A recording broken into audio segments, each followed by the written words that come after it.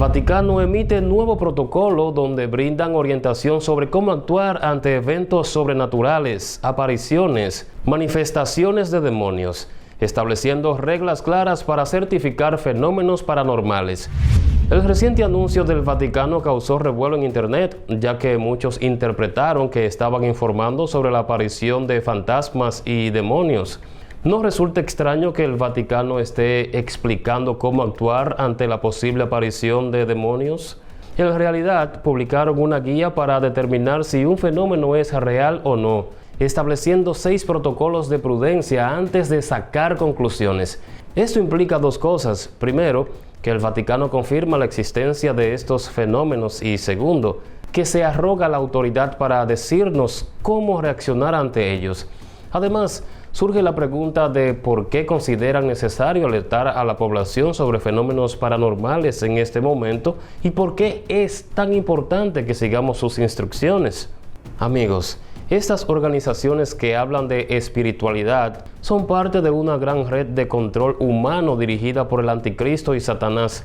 Este reciente anuncio del Vaticano guarda un secreto que estoy seguro no imaginarían.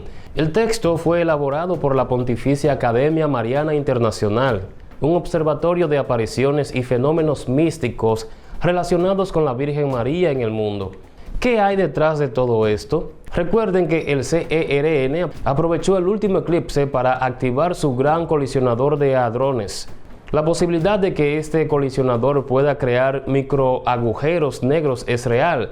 Cuando el colisionador acelera partículas y las hace chocar, la cantidad de energía en el punto de colisión podría ser tan alta que podría curvar el espacio-tiempo de manera extrema, tal como lo describió Einstein. Si existen las dimensiones adicionales postuladas por la teoría de cuerdas y el modelo ADS, esas colisiones podrían ser suficientes para romper la barrera entre nuestra dimensión y las adicionales. En otras palabras, cuando se forma un microagujero negro, podría actuar como un pequeño portal o puerta hacia estas dimensiones adicionales, dicen. Aunque estos microagujeros negros se evaporarían rápidamente según la teoría de Hawking, el breve momento en que existen podría permitir una interacción o conexión entre nuestra dimensión y los demás. Max Logan, considerado por muchos como el niño más inteligente del mundo, respalda esta idea, pero con un matiz que lo cambió todo.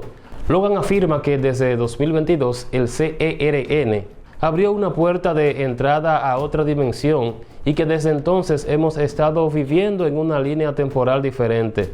Entonces, ¿por qué menciono esto? ¿Y por qué tiene que ver con el reciente anuncio del Vaticano? Recordemos que el Gran Colisionador de Hadrones es un proyecto de colaboración internacional y que todo forma parte del mismo sistema de control global. El Vaticano está actuando con la intención de influir en nuestra mente, presentándose como una autoridad espiritual. De esta manera, nos implanta la idea de que debemos estar preparados para encuentros con entidades de otras dimensiones. Esto es lo que yo llamo programación predictiva, ya que forma parte del plan malvado de Satanás y del nuevo orden mundial que se está implementando. Jesús nos advirtió sobre estos eventos en Mateo capítulo 24, versículos del 23 al 24.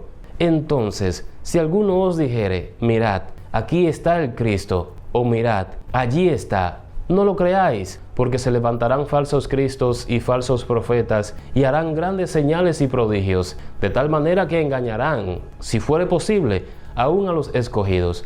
Esto es un ejemplo de programación anticipada, una estrategia en la que se introduce a la población a ciertas ideas o escenarios futuros a través de medios, anuncios y narrativas. Esto hace que cuando ocurran eventos similares, las personas lo acepten con menos resistencia.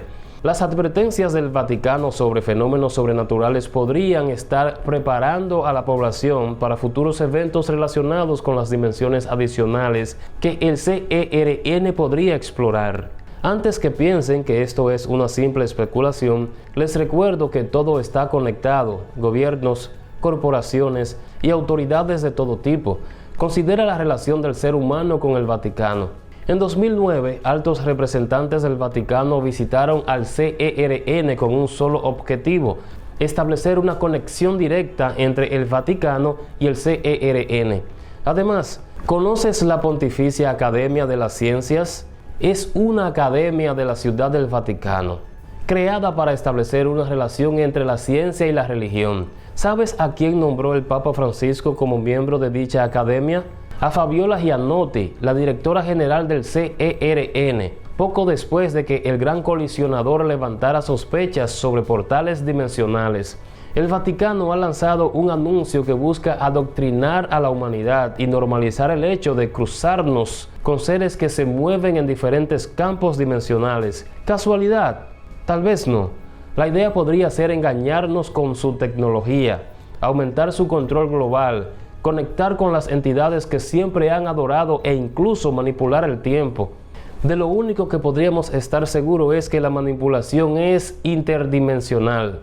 Estamos acostumbrados a ver la vida desde la superficie y no nos damos cuenta de que la lucha no es contra carne ni sangre, como nos dice la Biblia en Efesios capítulo 6, versículo 12, porque no tenemos lucha contra sangre ni carne, sino contra principados, contra potestades, contra los gobernadores de las tinieblas de este siglo, contra huestes espirituales de maldad en las regiones celestes.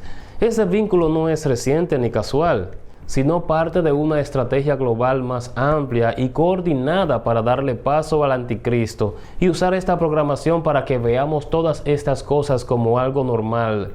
Desde el siglo pasado, el Vaticano ha mostrado un interés particular en los avances científicos y tecnológicos. La creación de la Pontificia Academia de las Ciencias es un claro ejemplo de cómo buscan mantener una relación estrecha con el ámbito científico. Al permanecer vigilantes y críticos, podemos resistir los intentos de control y mantener nuestra autonomía en un mundo donde la programación predictiva y las agendas ocultas están a la orden del día. No es un secreto que en la tradición católica hay muchos acontecimientos de apariciones. Han reportado apariciones de María, ángeles o santos y de la entrega de mensajes de Dios. Mientras que algo de lo que muchos han visto en varios lugares es quizás el trabajo de charlatanes.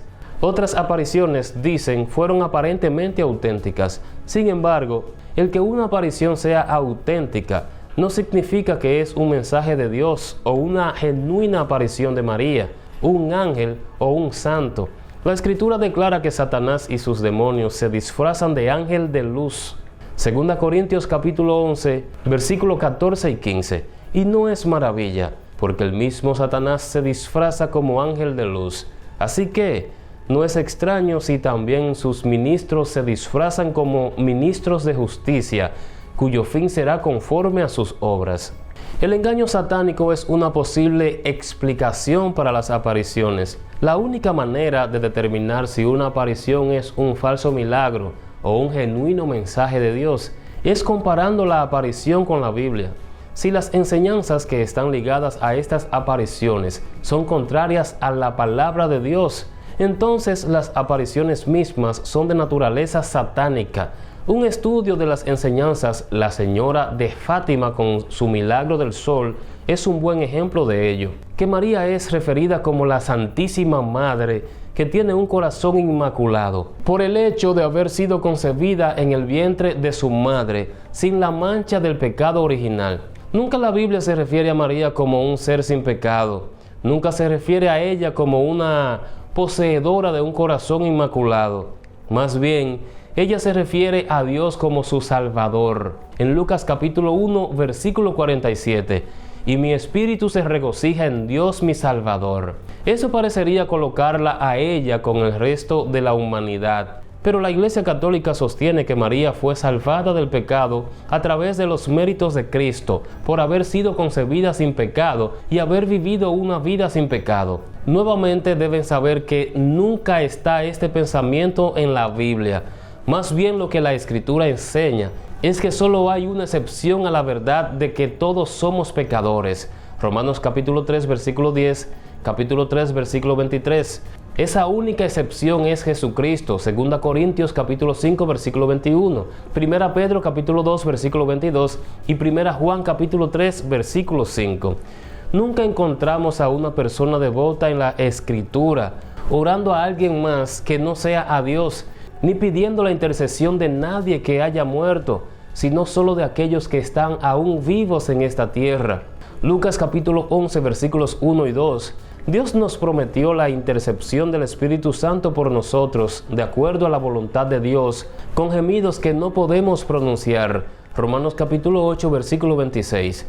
¿Por qué debemos necesitar tener acceso a Dios a través de un santo, ángel o María?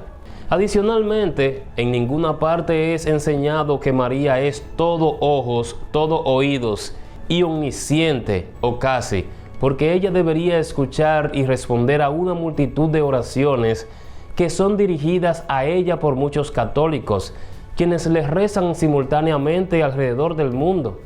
En cambio, la Escritura enseña que tanto los ángeles como los espíritus de los muertos son seres finitos, posibilitados para estar solo en un lugar a la vez. Daniel capítulo 9 versículos 20-23, Lucas capítulo 16 versículo 19. Así que el rezarle a María es contrario a la amonestación de las Escrituras de orar solo a Dios, y así dice que lo hagamos en el ejemplo de la Escritura. También es ilógico el sustituir la oración a un todo amoroso, omnisciente y omnipotente Dios. Salmos 139, Hebreos capítulo 4, versículos 14 al 16, para rezarle a algún santo o a María, porque no existe evidencia en la Biblia de que ellos pueden siquiera escuchar las oraciones. El orar a los santos y a María, en base a una creencia mundialmente extendida, es atribuirles atributos de omnipresencia y omnisciencia que solo se le atribuye a Dios, que solo Dios posee. Así que en realidad, eso es idolatría. Jeremías capítulo 10, versículo 8. Los que rinden culto a ídolos son estúpidos y necios. Eso lo dice la Biblia. Búsquelo en Jeremías capítulo 10, versículos del 1 al 8. Les invito a pulsar a seguir la página si no lo han hecho para que reciban nuestras informaciones. No se vayan. Tenemos más videos interesantes en la página que les serán de gran ayuda. Nos veremos en la próxima. Dios les bendiga.